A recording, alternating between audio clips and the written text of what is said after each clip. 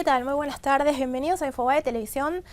Bueno, qué días estos, ¿no? Llueve, está como cambiando, parecería el clima, no solo en nuestro país, sino, bueno, en el mundo en realidad. Y realmente es un fenómeno que preocupa y bastante. Así que para ello hoy lo hemos convocado a Martín de Ambrosio. Él es el autor de este libro, Todo lo que necesitas saber sobre el cambio climático. Él es periodista científico. ¿Qué tal? ¿Cómo Hola, estás? ¿cómo estás? Bienvenido. Hola. Muchas gracias. Bueno, ¿está loco el tiempo? ¿Esto es parte del Sí, cambio climático o es un hecho aislado que no tiene absolutamente nada que ver? hay un fenómeno creciente que tiene que ver con el cambio climático. Es muy difícil culpar o echarle la responsabilidad del cambio climático a cada uno de los eventos particulares. Lo que sí se ve a lo largo de mucho tiempo, de muchos datos, que el clima cambia y que una de las cosas que trae aparejados ese cambio es la cantidad inusitada de eventos extremos, de cosas extrañas que suelen suceder, como por poner dos ejemplos de esta semana, lluvias torrenciales o el adelantamiento del verano, pero también sequías, por poner ahora San Pablo está viendo una sequía muy grave, inundaciones, tifones en las zonas que tienen tendencia a tener huracanes también, o sea, hay una serie de problemas y de cambios a nivel mundial que están más o menos sintetizadas en el libro. Quería preguntarte cómo surgió la idea de este libro. Yo vengo, como periodista científico, vengo trabajando en estos temas, entre otros muchos, desde hace bastante tiempo. Tuve la suerte de estar, gracias a una beca, en la cumbre de cambio climático de la ONU, que fue en Cancún a fines del 2010.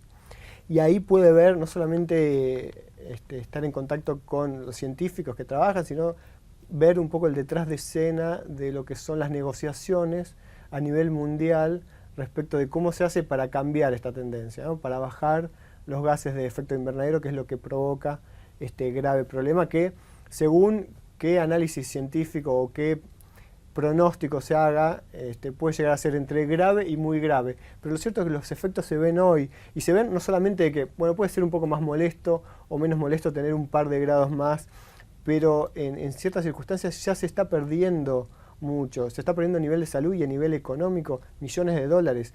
El tema de, por ejemplo, el virus de la chikungunya, que hemos escuchado hablar en estos días, que es un virus nuevo que no existía en América. Entró a principios de año en América Central y se expandió muy rápidamente. Si no hubiera habido estas temperaturas, eso no se hubiera dado. Entonces, tiene que ver con muchas situaciones y los efectos en la salud también se da por la ola de calor, que quizás la gente más o menos entrenada o con cierta reserva física puede soportarlo, pero los ancianos no, o los niños no. Entonces ahí también se produce un cierto número de muertes relacionadas con eso. O sea que la situación es grave, no para alarmarse, no para pensar que hay un apocalipsis que va a terminar con el ser humano, pero sí para prever. Lo estamos viendo en las inundaciones de hoy. Si realmente los gobiernos tomaran conciencia de la necesidad de aportar en infraestructura, de evitar que hay ciertos ríos, o incluso los mares, que se sabe que van a aumentar las temperaturas, que van a aumentar su nivel. Entonces esto debe llamar a la atención para que se hagan las obras necesarias. Por ejemplo, ¿no? ¿Cuál es el pequeño aporte que podemos usar cada uno en la vida cotidiana en realidad? ¿Hay realmente cosas que podamos hacer? Sí, Es típico de no usar aerosoles, sí. o de usar menos plásticos. ¿Realmente eso sirve, puede llegar a ayudar o es mínimo comparado Mirá, hay una cosa que yo planteo como un debate que tiene que ver, después de contar lo que dicen las organizaciones ambientalistas respecto del menor uso de automóviles, de viajar menos en avión, de fijar lo que se llama huella de carbono, que es lo que cada uno va consumiendo alrededor del día para ver cuántas emisiones genera la vida cotidiana de cada uno. Pero lo que hago es tratar de abrir el debate pensando qué tan lícito es imaginar que la responsabilidad o la respuesta a la solución tiene que ver con un cambio individual, cuando quizás las soluciones son mega, digamos, son macro y tienen que ver con decisiones políticas de los responsables de las naciones o de las empresas. Digamos, siempre se dice que el cambio climático tiene responsabilidad, es responsabilidad del ser humano. Pero no tenemos la misma responsabilidad vos o yo que el presidente de una compañía petrolera, que es la que quema los combustibles fósiles, que son los que a su vez generan los gases que provocan el calentamiento. Entonces es un poco dudoso pensar que el cambio puede estar en lo individual. Quizás es un discurso un poco escéptico que no conviene, de hecho las organizaciones ambientalistas sí piensan que el cambio está en uno y que uno tiene que hacer lo necesario para lograrlo. Yo estoy de acuerdo, cambiemos, tratemos de ser amigables con el medio ambiente, pero dudo un poco respecto a si la solución pasa por ahí. Hay un pasaje muy interesante de tu libro que te pasó en Cancún, donde unos veganos decían que la solución para el cambio climático era terminar con la ganadería. Claro, sí, había una organización de veganas que proponía eso.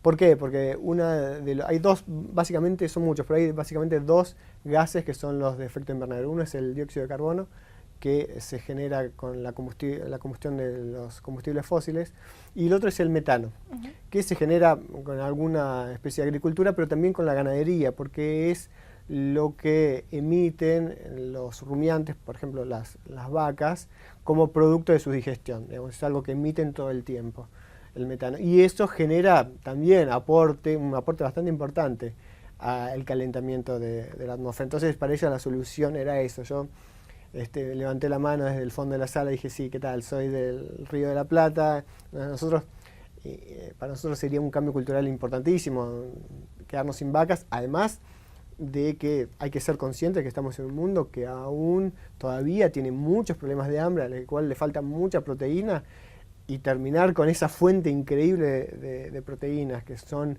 las vacas o la ganadería en general, parece un crimen de lesa humanidad. Y ahí es donde se justifica un poco esa imagen que todavía persiste, que yo la he cambiado un poco, pero que todavía persiste, respecto de que el ambientalismo o el ecologismo es ocuparse de las ballenas cuando tenés un ser humano que la está pasando mal al lado. En realidad no es así, pero algunas posturas extremistas hacen que uno piense que todavía queda gente así. Martín, me pareció un placer. Muchas gracias. Gracias, muy amable. Gracias. Y a ustedes los esperamos en una nueva emisión de Infobae Televisión. Gracias por estar ahí.